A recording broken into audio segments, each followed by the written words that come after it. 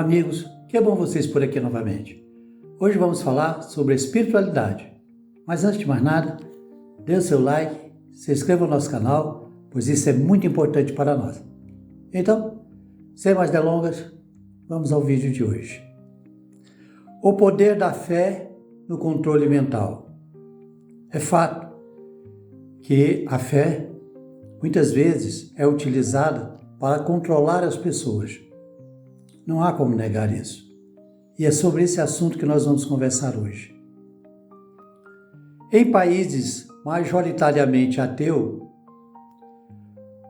o controle das massas se dá através dos aparatos do Estado, como órgãos de segurança bem equipados, com muita informação e tecnologia. Então, nos países ateus, o controle é feito quase que exclusivamente através dos órgãos de segurança e dos órgãos de espionagem. Estes países também têm um rígido controle estatal sobre a informação, o que neste caso é essencial diante da guerra híbrida promovida contra eles pelo Ocidente, que promove, incentiva e financia a desinformação e revoltas populares, visando enfraquecer e derrubar governos. Então, nesses países, eles têm um controle muito grande sobre a informação devido aos ataques feitos por outros países que usam a democracia contra a própria democracia, incentivando rebeliões e revoluções, como as revoluções coloridas.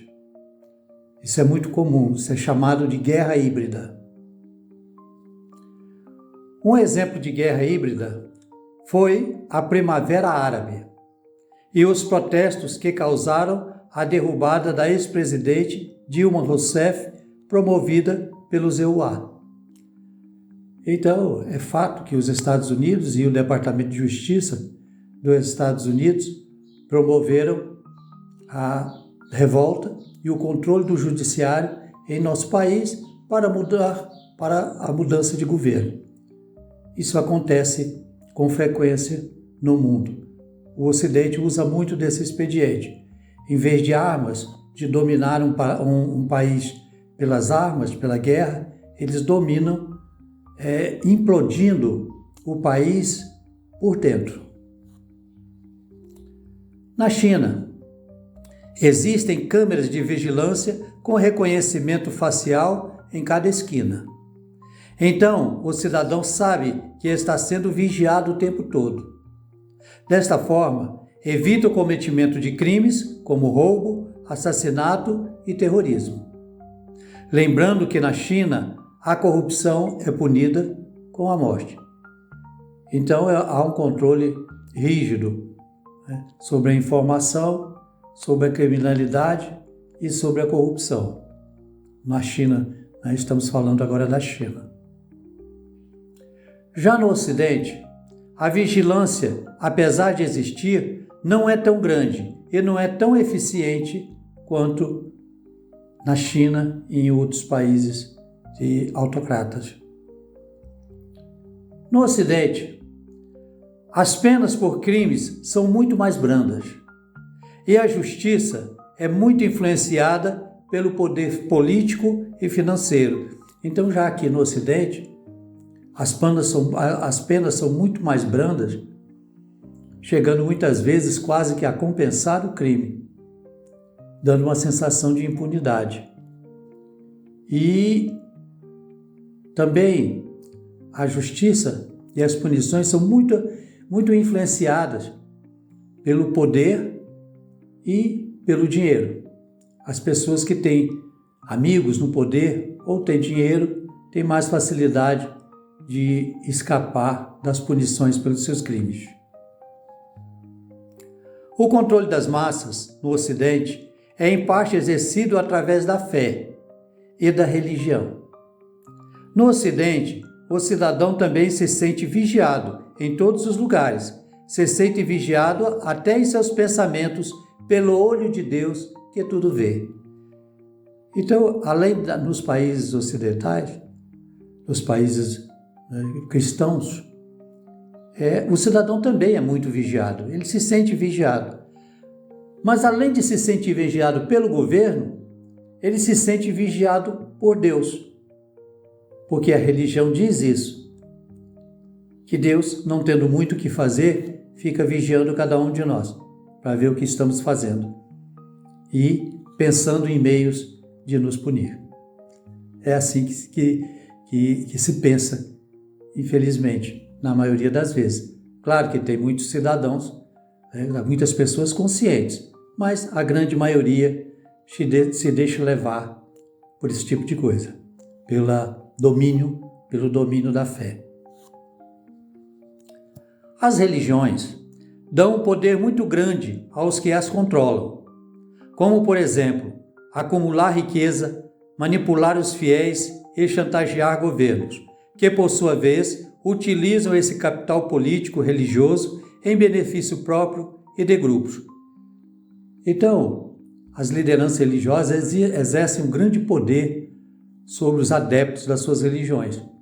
E com esse poder político, eles chantageam os governos, que, por sua vez, também se beneficia dessa união, vamos dizer assim, para se beneficiar e, por exemplo, vencer eleições.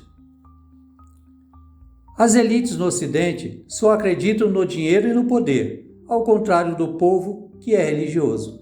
Enquanto o povo é religioso, teme a Deus e faz o que os líderes mandam, né? Os líderes, a camada mais alta, só acredita no dinheiro e no poder. Então, desta forma, fica fácil o domínio sobre as massas. Os governantes têm uma grande vantagem sobre o cidadão comum, pois jogam sem qualquer tipo de regra. Como, na verdade, não acreditam em nada, eles não têm limites. Eles têm o poder e não acreditam na espiritualidade. Ou se acredita, a deturpam para que ela atenda às suas necessidades. Então, desde a antiguidade, nós vemos os governos se corromperem e praticarem toda sorte de injustiças. Nos países, como povos ateus, quem controla o Estado, controla o povo. E nos países com população religiosa, quem controla a fé e a religião, também controla o governo e o povo. Então, nos países ateus, quem controla é o governo e os órgãos de segurança e repressão. E nos países cristãos e nos países em que a religião tem uma grande influência, quem controla a religião ou se une a ela também controla o povo. A fé é essencial para o ser humano, como um ser espiritual, desde que esta fé não nos torne submissos aos líderes religiosos e escravos de fanatismos e dogmas. Então, a fé é necessária, a fé é um bem. Sem fé, a vida fica muito complicada, muito difícil, mais difícil do que ela já é.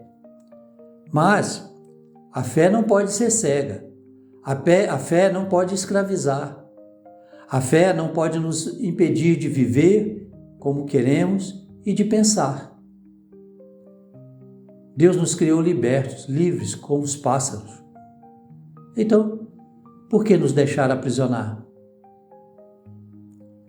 Devemos entender que Deus não precisa de intérpretes e intermediários.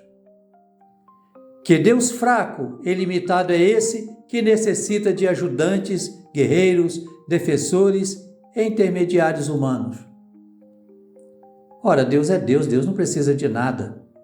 Ele não precisa de intermediário e muito menos de quem o defenda. Somos nós que precisamos da ajuda de Deus. Deus não precisa da nossa ajuda. Se Deus quiser se comunicar com o homem, o faz diretamente em sua mente e em seu coração.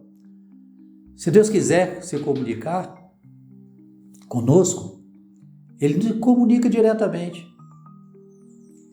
Na Bíblia mesmo tem essa citação do apóstolo Paulo. Deus pessoalmente se comunicou com Paulo. Não foi preciso ninguém, nenhum sacerdote, nenhum religioso, ninguém. Ele foi lá direto e falou. Assim como fez com Moisés. Quando Deus quer se comunicar, quer passar uma mensagem a alguém, Ele o faz pessoalmente. Não precisa de intermediários. Que Deus é esse que precisa de intermediários, de representantes?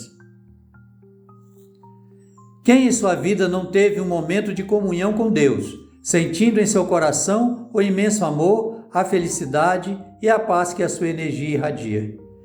Quem nunca em nenhum momento se sentiu inundado de amor, de carinho, e sentiu que Deus estava se manifestando em sua alma? Todos nós já sentimos isso em algum momento da vida, alguns mais, outros menos. Isso é Deus se manifestando em nós. Deus está em nós. Nós é que fugimos da conexão com Ele. Sim, Deus está em tudo ao mesmo tempo. Não é Deus que se aproxima de você, pois Ele está em todos os lugares. É você que se conecta energeticamente e em pensamento com o Criador. E esta é a mais intensa e sublime sensação que o homem pode experimentar. Quando entramos em conexão com Deus e sentimos seu infinito amor, essa é a sensação, a melhor sensação, a mais maravilhosa sensação que podemos sentir. É a criatura se conectando com o seu Criador. Não há felicidade maior do que esta.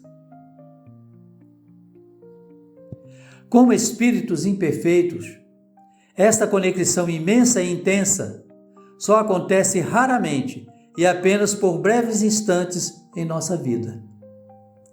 Mas quanto mais evoluímos, mais essa conexão consciente com Deus se torna mais frequente. Até que, ao evoluirmos à perfeição, essa conexão se torna permanente e eterna.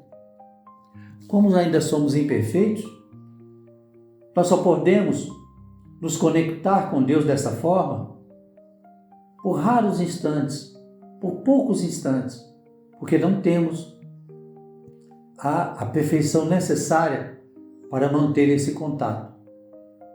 Já os espíritos puros, na angelitude, os espíritos que evoluíram à perfeição, para estes, essa conexão, essa sintonia é permanente.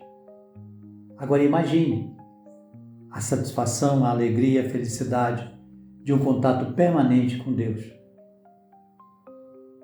Pense nisso. E ficamos por aqui. Agradeço a todos vocês a participação no canal. Peço a Deus que nos ilumine, nos abençoe, nos dê paz, saúde e prosperidade, que nos dê equilíbrio, tolerância, compaixão, empatia e muito amor. E até uma nova oportunidade, se Deus assim o permitir. Tchau, amigos.